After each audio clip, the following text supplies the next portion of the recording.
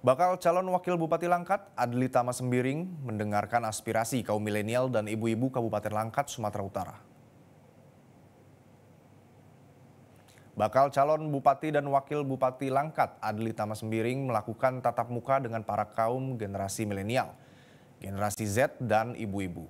Dalam pertemuan yang mengangkat tema dialog publik politik gembira penuh dengan cinta ini juga dihadiri oleh narasumber tokoh pemuda Sumatera Utara, calon Wakil Bupati Langkat, Adli Tama Sembiring.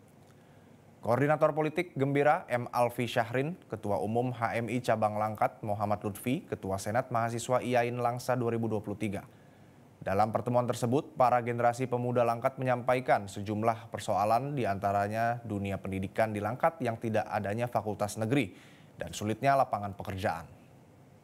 Membuka ruang diskusi dialog bersama generasi Z, milenial, dan juga tadi ada beberapa perwakilan mama yang membahas, memberikan aspirasi kepada saya, tentu saja dengan harapan bahwa Langkat ini bisa lebih maju. Jelajahi cara baru mendapatkan informasi. Download Metro TV Extend sekarang.